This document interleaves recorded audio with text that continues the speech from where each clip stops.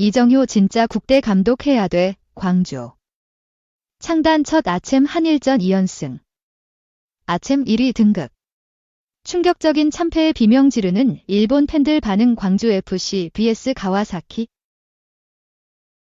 이정효 매직이 광주FC를 아시아 무대 2연승으로 이끌었다. 포항 스틸러스도 안방에서 첫 승을 따냈다.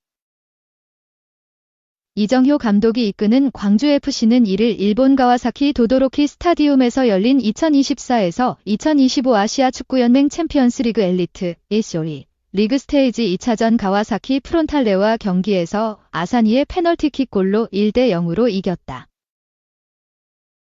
지난달 창단 이후 처음 아시아 챔피언스리그 무대에 진출해 1차전 상대인 요코하마 마리노스를 7대 3으로 대파한 광주는 이날 2연승을 달리며 또다시 돌풍을 몰아쳤다. 가와사키는 1승 1패. 아시아 챔피언스리그 엘리트 리그 스테이지는 동서아시아 최강 24개 클럽이 12개 팀씩 두 그룹으로 나뉘어 리그전을 벌인 뒤 상위 8개 팀이 16강 토너먼트에 진출한다. 동아시아에서는 12개 팀의 리그전이 펼쳐지지만 팀마다 홈원정 4경기씩 8경기를 배정받고 승점으로 1에서 8위를 가린다. 템포와 압박. 기동력을 살린 광주는 전반 21분 김진호가 얻어낸 페널티킥을 아사니가 차 넣으며 승패를 갈랐다. 가와사키의 골키퍼 정성룡은 아사니의 킥 방향을 예측하지 못해 결승골을 내줬다. 요코하마전에서 3골을 넣었던 아사니는 아시아 챔피언스리그 2경기 연속골을 터뜨렸다. 가와사키는 후반 중반 이후 선수 교체를 통해 파상적인 공세를 폈으나 광주의 수문장 김경민의 신들린 듯한 방어와 중앙 수비수 변준수를 비롯한 선수들의 투혼으로 값진 승리를 따냈다. 포항 스틸러스는 이날 안방 포항 스틸야드에서 열린 경기에서 중국의 상하이 하이강을 3대 0으로 완파했다. 지난달 상하이 선화에 패배했던 포항은 아시아 챔피언스리그 엘리트 리그 스테이지에서 1승 1패를 기록했다. 상하이 하이강은 1무 1패. 포항은 후반 7분 완델손, 후반 20분 홍윤상, 후반 26분 한찬희의 쐐기골로 완승을 거뒀다. 2. 현장 인터뷰 이정효 감독 작심 발언 월드컵이 중요. 쇄신. 이참에 다 뜯어 고치는 게 더 훨씬 낫다. 이참에 다 뜯어 고치는 게 더 훨씬 낫다. 이정효 광주FC 감독의 말이다. 광주FC는 28일 김천종합운동장에서 김천상무와 하나은행 K리그 1 2024분 원정 경기를 치른다. 반전이 간절하다. 광주는 앞선 31경기에서 13승 1무 17패, 승점 40를 기록하며 7위에 랭크됐다. 파이널 B 무대로 추락했다. 이젠 생존 경쟁이다. 광주는 4-4-2 전술이다. 이건희와 최경록이 투톱으로 출격한다. 안혁주, 이희균, 정호연, 아사니가 허리에 위치한다. 포백에는 김진호, 김경재, 안영규, 조성권이 자리한다. 골키퍼 장갑은 김경민이 착용한다. 결전을 앞둔 이 감독은 빨리 잔류 결정해야 다른 곳에 또 힘을 쏟을 수 있다. 따라오는 팀들이 있다. 내 생각에 한 4승이 필요하지 않을까 싶다. 중요하다.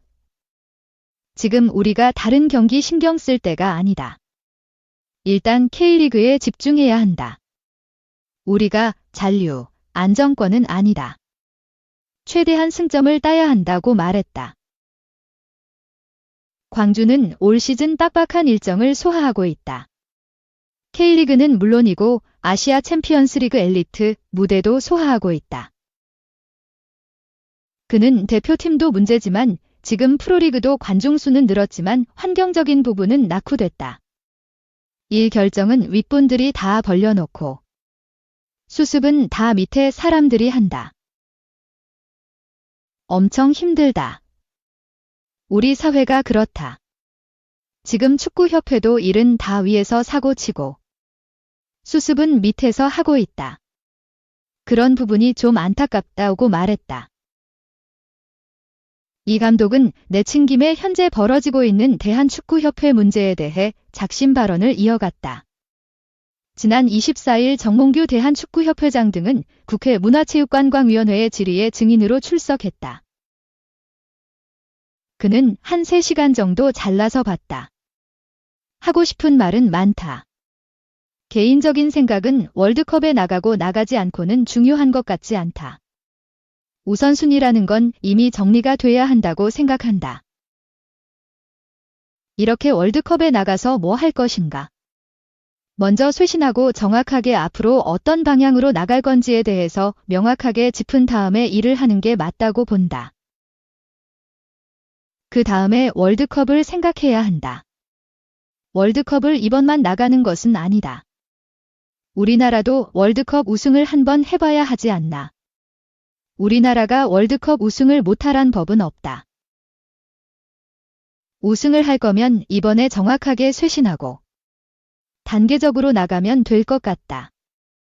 얼렁뚱땅 넘어간다고 해봤자 시간이 흐르면 또 잊혀진다.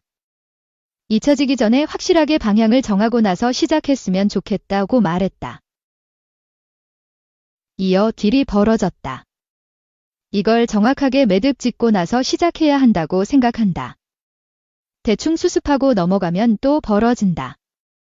월드컵 끝나고 나서 다음 월드컵은 어떻게 할 거나? 항상 똑같다.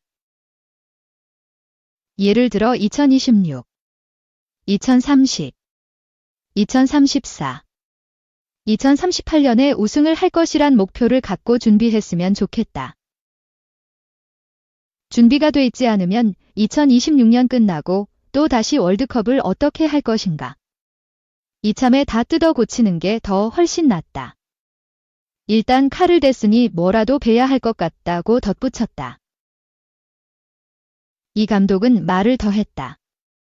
그는 월드컵이 나가는 게 문제가 아니잖아요. 어쨌든 지금 일이 벌어졌잖아요. 이거를 수습을 정확하게 매듭을 짓고 나서 저는 시작해야 된다고 생각을 해요. 얼렁뚱땅 대충 그냥 수습하고 넘어가면 또 이런 일이 또 벌어져요. 또 벌어지죠. 그렇잖아요. 월드컵 끝나고 나서 다음 월드컵은 어떻게 할 거다 항상 똑같잖아요. 저희가 월드컵 끝나고 16강 탈락 예선 탈락 우리 팀 왜 한국은 목표가 왜 우승을 하면 안 돼요 목표를 좀 크게 잡고 예를 들어서 2026년도 2230년도 34년도 38년도에는 우승을 할 거다는 목표를 가지고 저는 준비를 했으면 좋겠습니다. 그 준비가 안 된데 지금 또 대충 넘어가고 또 2026년 끝나고 나서 또다시 3주년 월드컵을 또 어떻게 할 건데요. 그냥 계속 시간이 흘러가면 잊혀지면 또 그대로예요. 이참에 다 뜯어 고치는 게 더 훨씬 낫죠. 일단 칼을 댔으면 뭐라도 베야 될 거 아니에요. 이참에라고 목소리를 높였다. 한편 이에 맞서는 정정용 김천 상무 감독은 선수들에게 동기부여는 있어야 한다. 경기를 잘했으면 좋겠다. 정규리그 2경기 남았다. 최대한 열심히 해서 울산을 따라갈 수 있을 만큼 따라갔으면 좋겠다. 지난해 승격할 때도 그랬다. 처지지 않고 잘 따라가도록 하겠다고 다짐했다. 3. 정상 프로세스라던 정몽규 회장. 권한 없이 클린스만 홍명보 감독 선임 개입. 문화체육관광부의 대한축구협회 감사를 통해 정몽규 축구협회장의 월권이 드러났다. 권한이 없음에도 위르겐 클린스만 독일 전 감독과 홍명보 감독을 선임하는 데 개입한 거로 확인됐다. 문체부는 지난 2일 서울시 종로구 정부 서울청사별관에서 진행한 축구협회 국가대표 감독 선임 관련 감사 결과 브리핑을 했다.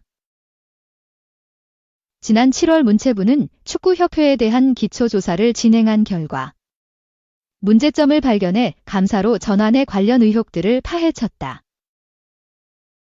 이달 말 최종 감사 결과가 공개될 예정인 가운데 문체부는 국회 현안 질의까지 한 축구협회 국가대표 감독 선임 과정 감사 결과를 먼저 발표했다.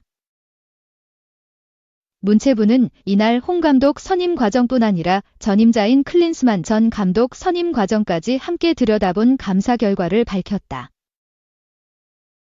문체부에 따르면 정 회장은 최종 감독 후보자 면접을 진행하면서 국가대표 전력강화위원회의 기능을 무력화시켰다. 브리핑을 진행한 최현준 문체부 감사관은 지난 2023년 1월 당시 마이클 밀러 전력강화위원장과 축구협회는 전력강화위원회가 구성되지 않은 상태에서 이미 감독 후보자 명단을 작성하고 에이전트를 통해 이들과 접촉했다. 전력강화위원회 위원은 첫 회의 때 축구협회로부터 위원장에게 모든 권한을 위임하라는 요청을 받았다고 설명했다. 이어 기후 후보 5명에 대한 1차 면접은 밀러 위원장이, 최종 후보 2명에 대한 2차 면접은 정 회장이 진행했다며 전력강화위원회 위원은 클린스만 감독과 계약이 체결된 뒤 열린 두 번째 회의에서 그 결과를 통보받았다. 처음부터 감독 선임 과정에서 배제됐다고 덧붙였다. 과거 정 회장은 클린스만 전 감독 경질 기자회견 당시 클린스만 감독 선임 과정에서 여러 가지 오해가 있는 것 같다. 파울로 벤투, 포르투갈 전 감독 선임 때와 같이 똑같은 프로세스로 진행했다며 정상적인 프로세스를 밟았다고 설명했으나 문체부 조사 결과 사실이 아닌 거로 확인됐다. 정 회장의 감독 선임 개입은 홍 감독 때도 이뤄진 거로 밝혀졌다. 클린스만 전 감독 후임을 뽑는 과정에서 꾸려진 전력강화위원회는 정혜성 전 전력강화위원장 체제 아래 선임 작업을 진행했다. 정 위원장은 10차까지 이어지는 회의를 거쳐 홍명보, 다비드 바그너, 거스 포일 감독을 최종 후보 1에서 3순위로 정했다. 이를 정 회장에게 보고했는데 정 회장이 외국인 후보자 되면 면접을 지시했다고 한다. 최 감사관은 추천이 마무리됐으면 축구협회가 협상하면 되는데 그러지 않았다며 질순이었던 홍 감독부터 협상을 진행하라고 지시했다면 문제가 없었을 것이라고 설명했다. 정 위원장이 홍 감독을 1순위로 뽑는 데까지는 이상이 없었으나 정 회장이 전력강화위원회의 프로세스를 그대로 밟지 않고 외국인 후보 면접 등 별도의 추가 지시를 한 것이 문제로 확인됐다. 전력강화위원장 부임 당시 죄악 없이 뽑겠다는 각오를 밝혔던 정 위원장은 건강이 악화됐어도 10차 회의까지 전력강화위원회를 이끌어왔으나 끝내 역할의 한계를 느낀다면서 사퇴했다. 이후 이임생 기술총괄이사가 감독 선임 작업을 이어받아 홍 감독을 최종 선임했는데 이 과정 역시 권한이 없는 이 기술총괄이사가 진행에 문제가 됐다. 이를 종합했을 때 클린스만 전 감독 때도 홍 감독 때도 정 회장의 권한 없는 개입이 모든 문제의 시작이었다고 볼 수 있는 문체부의 감사 결과였다. 축구협회는 이번 문체부의 감사 결과에 대해 문체부의 감사 결과 발표는 협회장이 부당한 개입을 했다. 협회가 전력강화위원회를 무력화, 형해화시켰다로 요약할 수 있다. 그러나 이는 협회장의 직무 범위와 전력강화위원회의 역할에 대한 심각한 오해에서 비롯됐다며 정관 제26조에는 협회장이 협회의 업무를 총괄한다로 되어 있으며 제47조에 따르면 긴급을 요하는 사항은 회장이 처리할 수 있다며 완전히 동의할 수 없다는 반응을 보였다. 그러면서도 대표팀 감독 선임 과정과 관련해 논란과 혼란이 일어난 점에 대해 죄송스럽게 생각한다며 대표팀 감독 선임과 관련해 협회 규정이 현실을 충분히 반영하지 못하는 부분과 협회가 이사회 승인을 충분히 이행하지 않은 부분 등 미비한 점들은 앞으로 보완해서 실무 운영에 반영하도록 하겠다고 덧붙였다.